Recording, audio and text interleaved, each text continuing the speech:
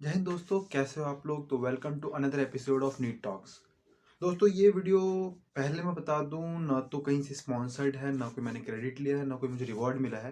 But इस video में मैं उम्मीद बैच को कैसे फुल्ली यूटिलाइज करना है इसके रिगार्डिंग बोलने वाला हूं। तो आप लोग समझ रहे होंगे कि मुझे इसके रिगार्डिंग कोई भी अलग से क्रेडिट या रिवॉर्ड नहीं दिया गया है।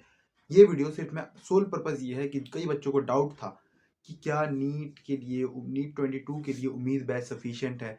क्या उम्मीद बैच से मेरे सारे डाउट्स क्लियरफाई हो जाएंगे। I was a student of completely and completely only dependent on उम्मीद बैच। तो आई डोंट थिंक कि मेरे से बढ़िया किसी कोई इस चीज़ को क्लैरिफाई कर सकता है। ठीक है, तो चलिए शुरू करते हैं।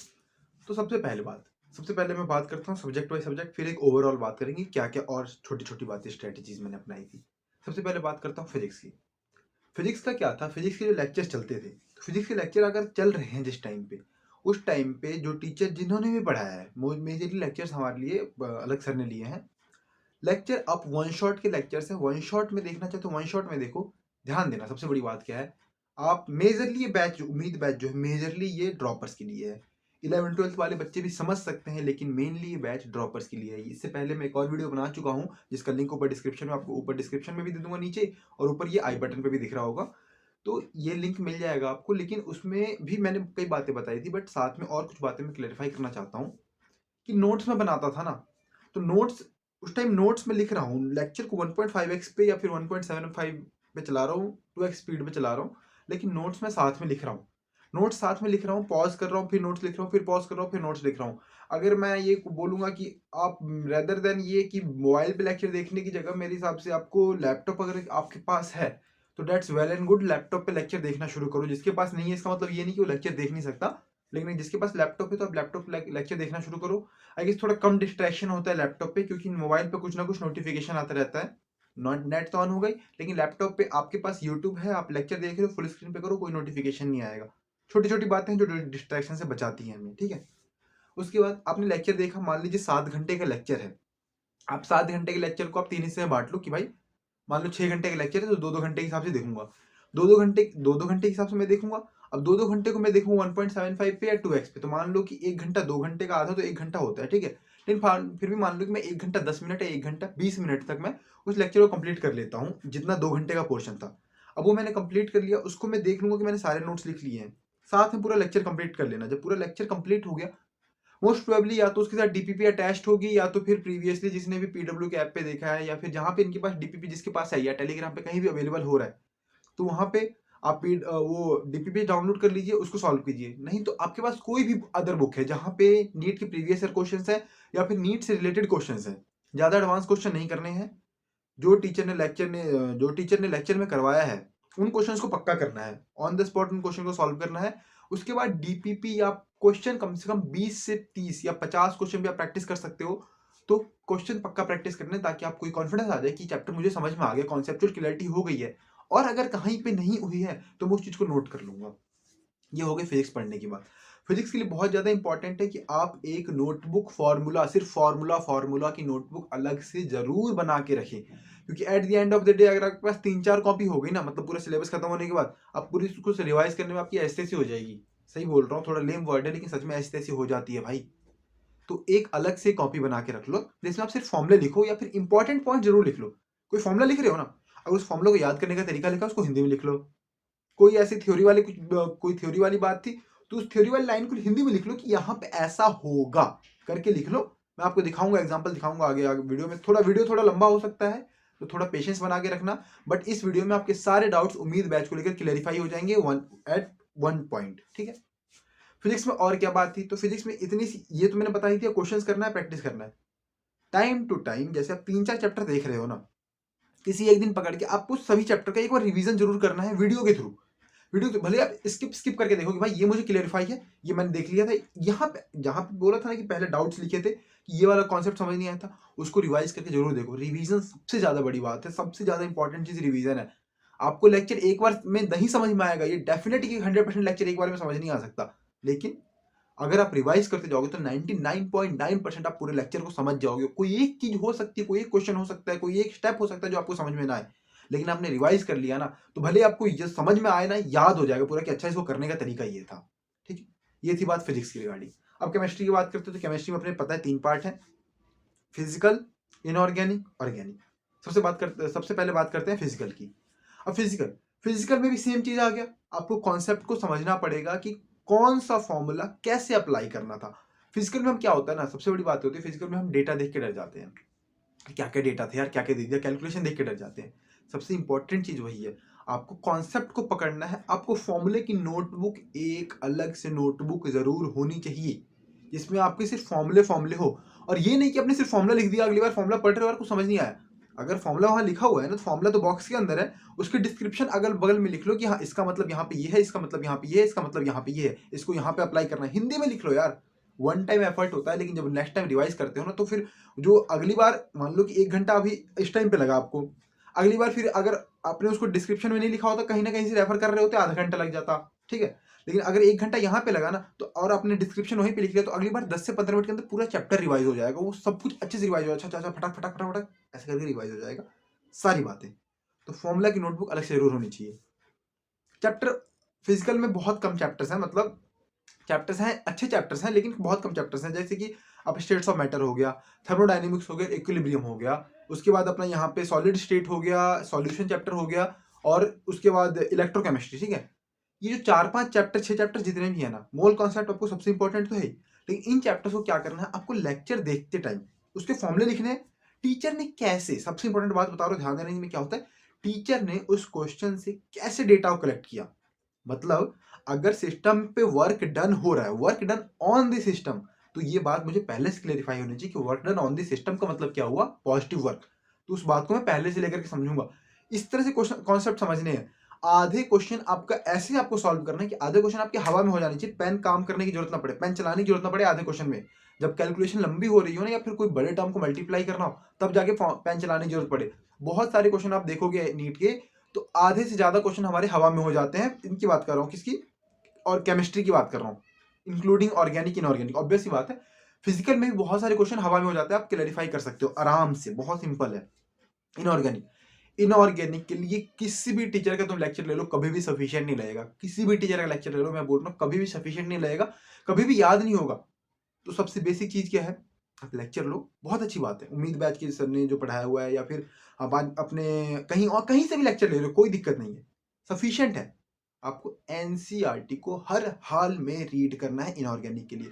हर हाल में एनसीईआरटी सबसे बड़ी चीज है इनऑर्गेनिक के लिए। अगर आपने इनऑर्गेनिक केमिस्ट्री, अगर आप सोच रहे हो कि एनसीईआरटी को छोड़ करके आप नीट में कर लोगे inorganic chemistry, that's impossible.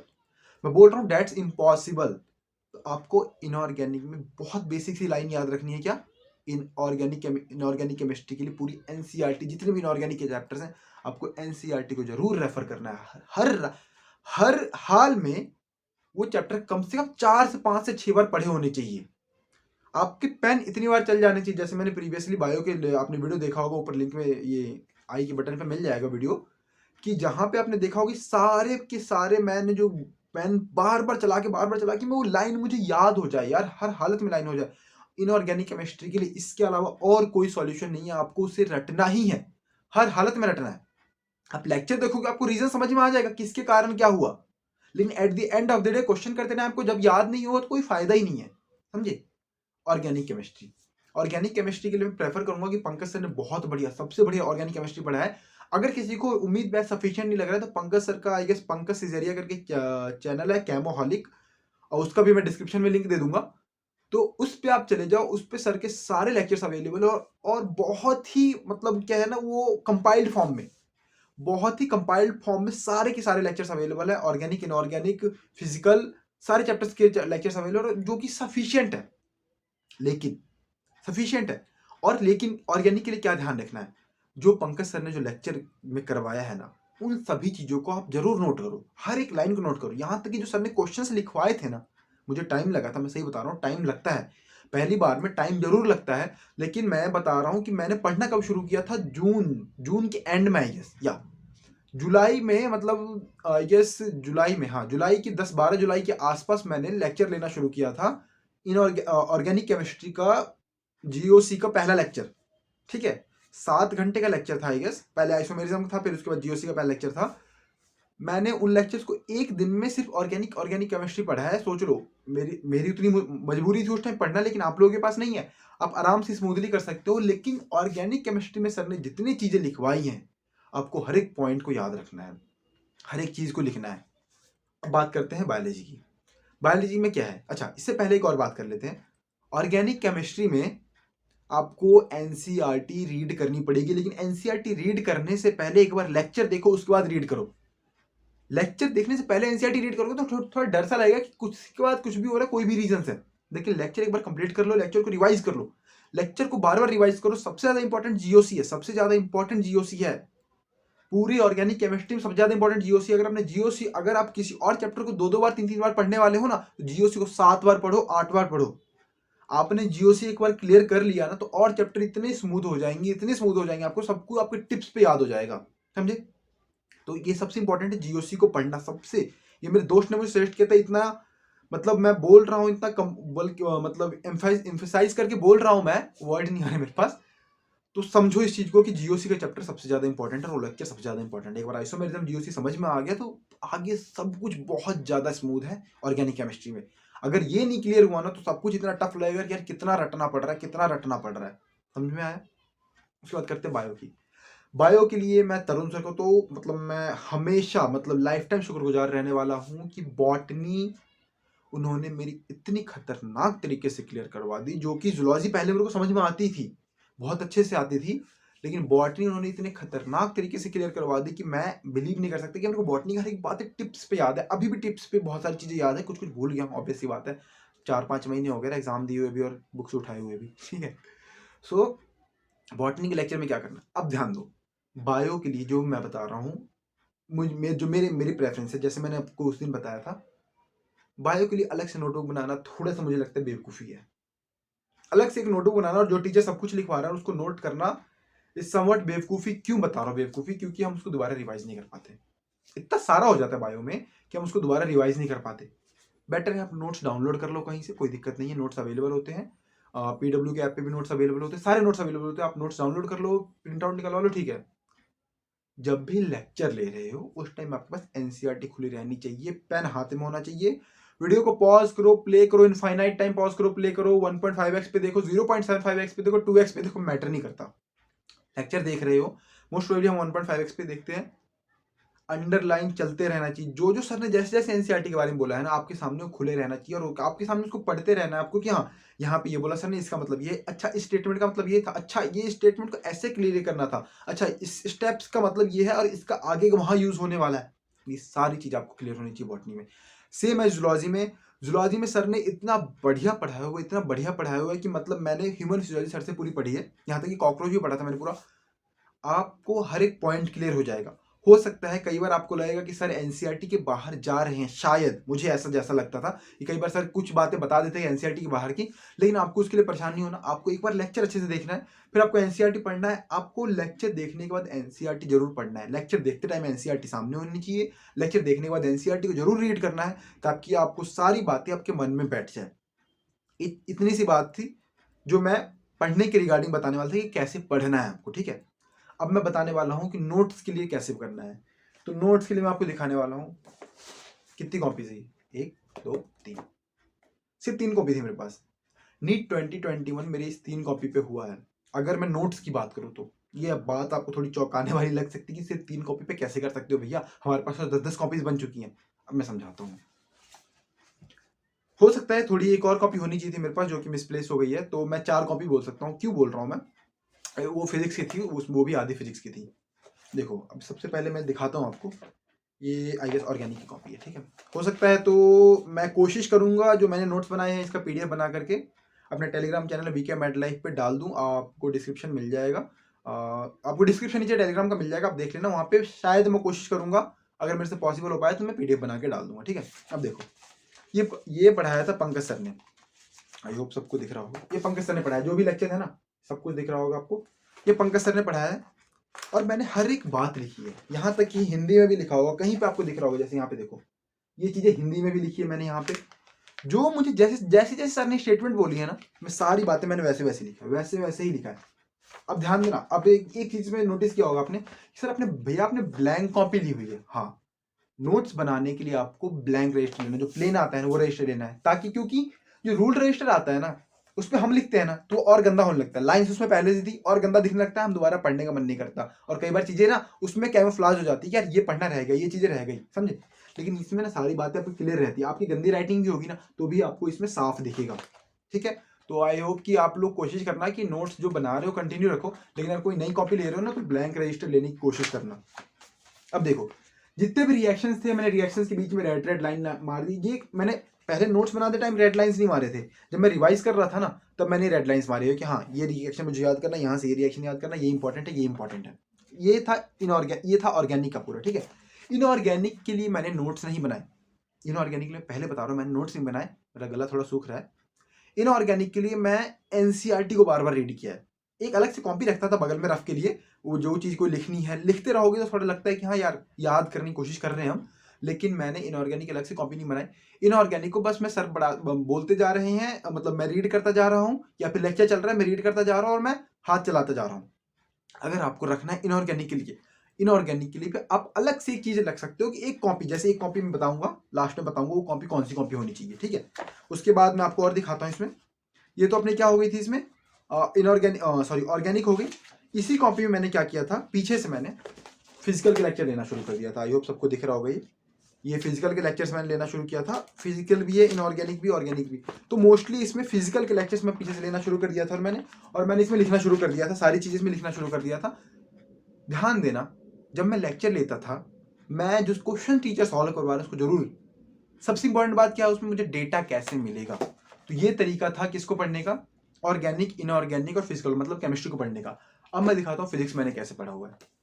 Physics के लिए भी same copy, same plain copy होनी चाहिए, लेकिन जो अलग सर ने पढ़ाया हुआ है, ठीक है, जो अलग सर ने या एमआर सर ने जो पढ़ाया हुआ है, मैंने उन सभी बातों को हिंदी इंग्लिश सब में लिखा हुआ है, आपको सब दिख रहा होगा, कैसे गोल घुमाया हुआ है तो क्या होगा, सर ने कोई रीजन बता दिया, अगर वेलोसिटी कैसे चेंज करेगी, एनर्जी कैसे चेंज होगा, जो सर ने स्टेटमेंट बोल दी ना उसको मैंने हिंदी में एज इट इज नोट कर लिया है, एज इट इज, ताकि नेक्स्ट टाइम जब मैं रिवाइज करूँ ना तो मुझे ज़्यादा सोचना ना पड़े कि यार मैंने क्यों लिख दिया था, उसके लिए अलग से रेफरेंस ना लेना पड़ जाए, मैं कोई नई वीडियो खोल के ना देखने लग जाऊँ, मैं गूगल पे सर्च ना करने लग जाऊँ, बहुत टाइम बचता है उस चीज़ से, एक बार की मेहनत होती है लेकिन अगली बार बहुत टाइम बचता है, ठीक है।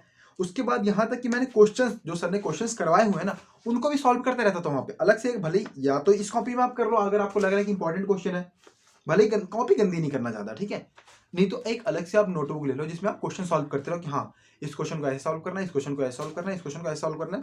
आप यहाँ पे तरीका लिख लो कि अच्छा इस क्वेश्चन को अगर ऐसा ही डेटा दिया हुआ है तो मुझे कैसे सॉल्व करना है या क्या तरीका है, इससे कैसे रिलेटेड क्वेश्चन पूछा जा सकता है, हिंदी में लिख लो, या अपनी नेटिव लैंग्वेज, सिर्फ हिंदी की बात नहीं कर रहा, आप नेटिव लैंग्वेज जो भी तमिल, तेलुगु, मलयालम, पंजाबी जो भी जानते हो आप उसमें लिख लो, ताकि आपको समझ में आ जाए कि वो वहाँ पे क्यों लिखा है, मैंने उस चीज़ को सर ने क्यों बताया था, स्पेसिफाई क्यों किया था, समझे। नेक्स्ट टाइम पे बहुत ईजी, बहुत स्मूथ हो जाता है।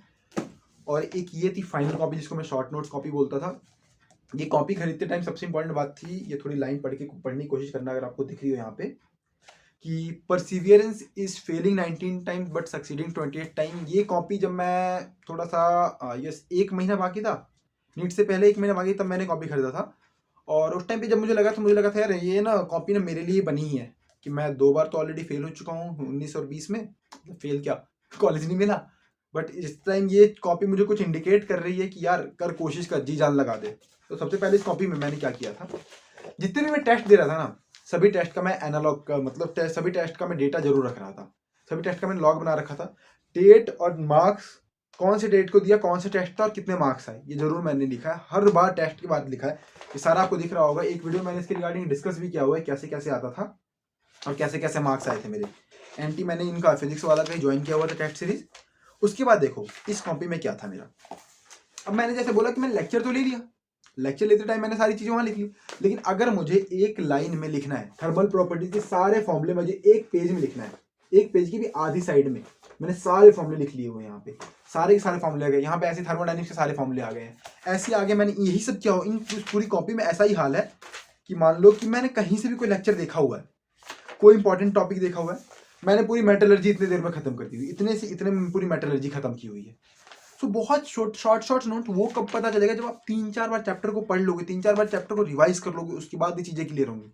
अब उसके बाद में इस कॉपी किस काम के लिए हो गई थी, जो मैं टेस्ट देता था ना, टेस्ट को एनालाइज बहुत ज़्यादा करता था मैं, हर बार टेस्ट एनालाइज करता था। और जो मेरे 610-20 मार्क्स होते हैं और 666 आए हैं, मतलब वो 650 प्लस और 650 से पहले की जो रेंज होता है ना, 650 प्लस क्रॉस करने का मेरी रीज़न यही है, सॉरी फॉर फॉर्मलिंग अप, 650 प्लस क्रॉस करने का मेरा रीज़न यही है कि मैंने हर टेस्ट को एनालाइज किया, हर टेस्ट की गलती लिखी है, हर टेस्ट के बाद एनालाइज किया है, और नेक्स्ट टाइम कोशिश किया है कि उस टेस्ट में उस गलती को ना करूं, उस टॉपिक को रिवाइज किया जहां भी मैंने नोट्स बनाए थे। और वो नोट्स कब मिलेंगे, जब मेरे नोट्स क्लियर होंगे, जब मेरे नोट्स साफ होंगे, जब मुझे पता होगा कि कौन सी चीज़ें मैंने कब लेक्चर लिया था और कब देखा था।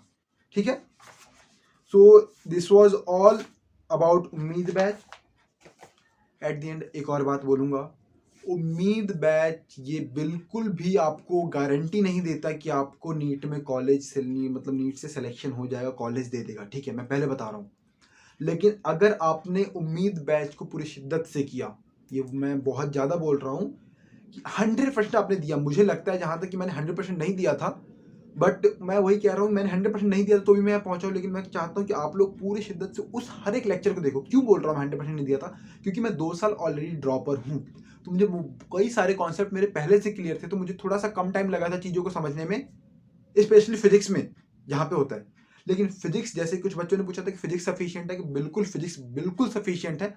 मुझे 2 साल से 3 साल ये एनालाइज करने में लग गया है कि ज़्यादा नहीं पढ़ना था नीट के लिए, लिमिटेड पढ़ना था, बहुत ही प्रिसाइज मैनर में पढ़ना था और उसको बार बार पढ़ना था। तो जो उम्मीद बैच में चीज़ें हैं वो बिल्कुल प्रिसाइज मैनर में जितना आपको चाहिए उतना ही है। आपको कई बार ऐसा होगा सेटिस्फैक्शन नहीं मिलेगा कि यार कि ये ना मुझे लग नहीं रहा, मुझे कम लग रहा है, तो आप गलत डायरेक्शन में जा रहे हो।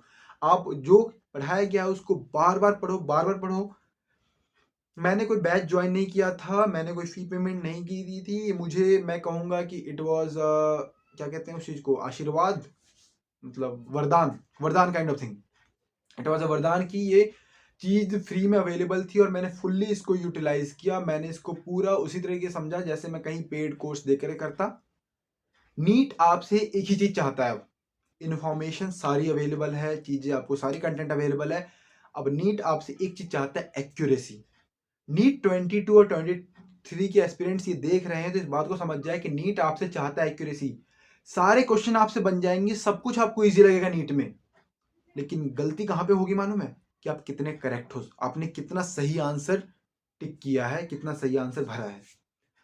सिलेक्ट होने वाला जो बच्चा 620 का अटेम्प्ट करके आएगा उसको भी कॉलेज मिल जाएगा, ध्यान देना, 620 का अटेम्प्ट करके आएगा उसको भी कॉलेज मिल जाएगा, और 720 का अटेम्प्ट करके आएगा उसको भी कॉलेज नहीं मिलेगा। क्यों? क्योंकि 620 वाले ने एक भी गलती नहीं की होगी और 620 के 620 नंबर आएंगे उसके, और 720 वाले ने 25 गलती कर दी होगी और वो 600 नंबर पे पहुंच जाएगा।